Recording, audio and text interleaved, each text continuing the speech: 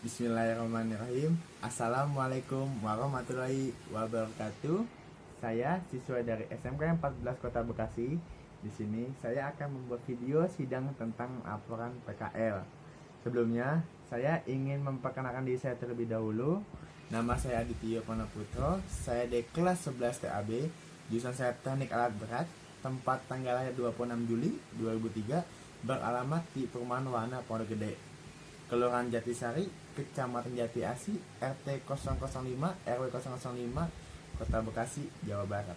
Sebelumnya, saya panjatkan puji dan syukur kehadirat Allah Subhanahu wa taala atas limpahan rahmat dan karunia-Nya sehingga saya dapat menyelesaikan laporan ini dengan baik.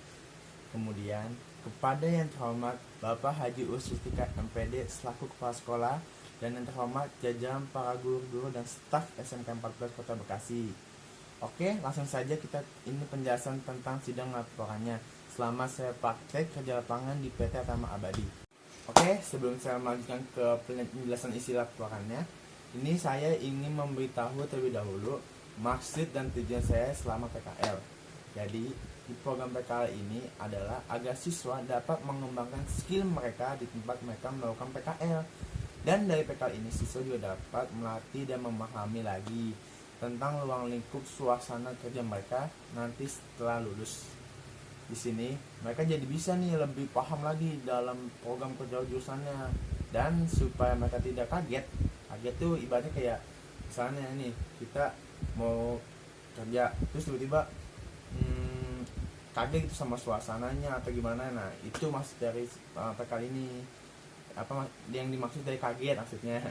Nah pada saat melaksanakan kerja saat lulus, karena DPK ini siswa sudah dilatih dari segi mental dan fisik mereka maupun cara kerja di suatu perusahaan di mana siswa itu akan bekerja nanti setelah lulus.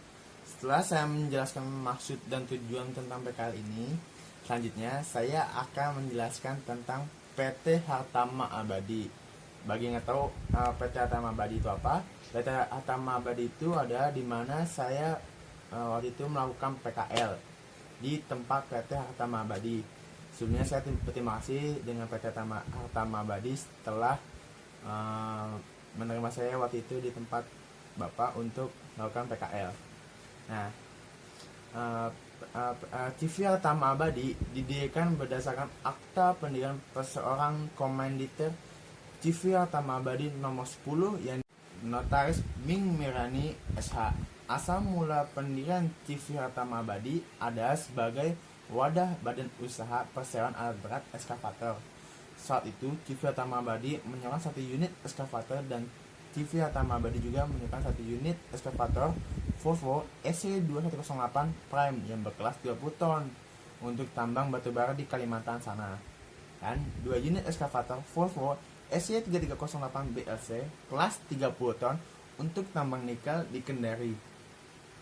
Dan alhamdulillah seiringnya waktu PT Hartama Abadi sekarang yang tadinya hanya memiliki beberapa beko, cuman 2, 3, 1 dan ya belum banyak lah.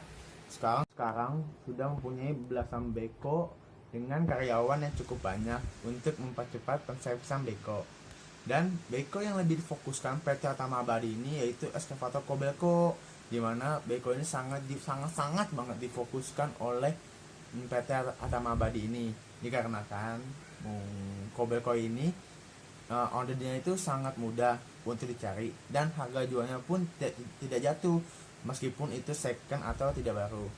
Dan PT Hartama Abadi ini sudah bersama dengan perusahaan ternama yaitu UT. Mungkin bagi nggak tahu, UT itu perusahaan yang cukup besar lah ya. Kalau kalian nggak tahu mah itu tuh besar, tahu kalian tahu, ada di Google. Oke. Nah mungkin kalau lebih bahasa bayangnya itu United Tractor. Nah jadi sudah tidak diragukan lagi dalam jual belinya, sudah pasti terpercaya. Mungkin hanya itu singkat profil dari PT Hartama Abadi. Dan selanjutnya kita membahas pokok yang terpenting di dalam laporan ini. Mungkin banyak yang nungguin nih, ini mau bahas apa sih tadi profil mulu. Sabar dong, oke? Nah, di sini kita bahas.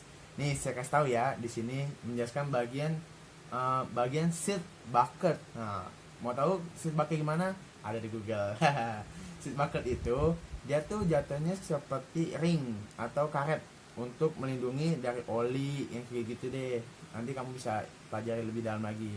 Nah, di bagian ini tuh paling sering terdapat kerusakan atau daerah paling rawan kerusakan, dan salah satu bagian inti dan eskavator. Kalau nggak ada seal bucket, beko nggak akan bisa ngekakin kayak gini nih, nggak bisa itu. Dia pasti bocor, pasti dia bakal kaku, dia nggak bakal bisa berjalan dengan baik. Nah, oleh karena itu penulis lebih memfokuskan kepada perawatan bucket seat excavator. Seat bucket ini memiliki fungsi sebagai agar oli tidak keluar. Nah, tuh, agar oli tidak keluar. Misalkan oli keluar itu apabila kuat terus menerus terus bocor, nah itu bakal lecet di bagian-bagian searmnya, itu bakal merusak, dan itu tuh bakal mempercepat kerusakan pada beko sendiri. Nah, agar pergerakan pada hidrolik lancar, tidak ada kendala pada saat pengerukan operasional. Nah, ini adalah manfaatnya pakai adanya seal bucket tadi, agar bagian tabung hidrolik tidak lecet atau tergores dari bahan-bahan yang masuk seperti kotor-kotoran lainnya, pokoknya yang membuat itu lecet.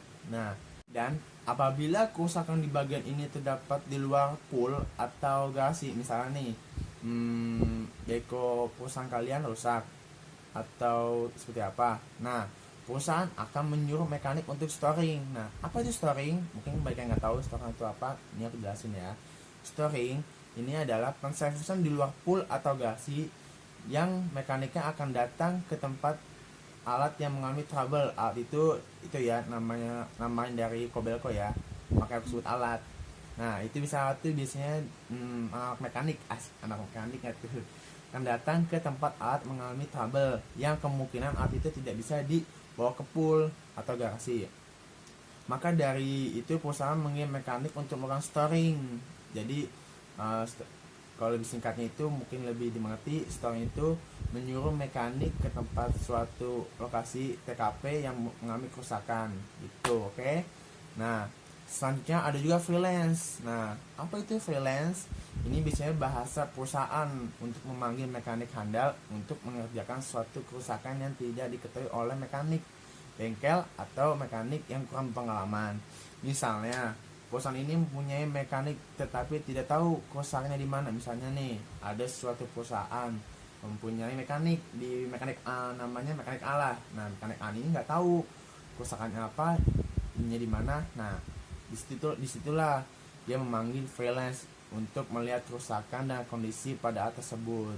Jadi freelance itu yang akan membenarkan atau penservisan itu dilakukan oleh dia gitu. Kesimpulan dari, nah ini lanjut kesimpulan aja ya, itu cukup untuk isinya. Ini kita langsung kesimpulan.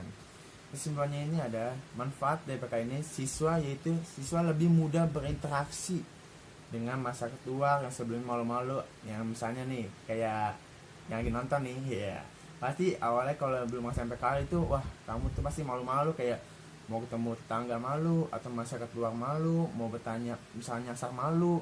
Ini udah nggak malu, dia pede gitu. Dan karena adanya PK, siswa menjadi yakin dan percaya diri daripada sebelumnya yang tadinya masih aduh mau nanya nggak pede nih, tahunya diomelin atau apa. Jadi pede gitu.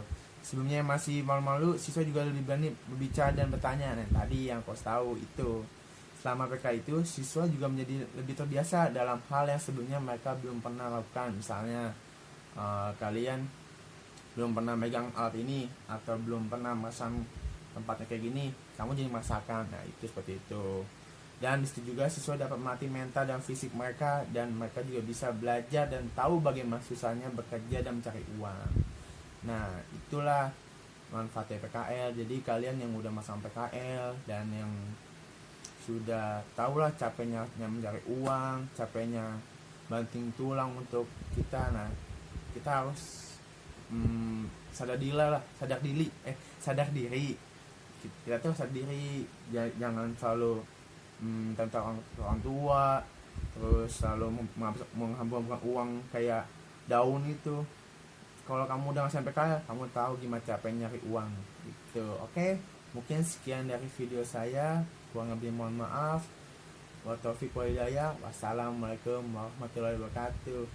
Semangat dah.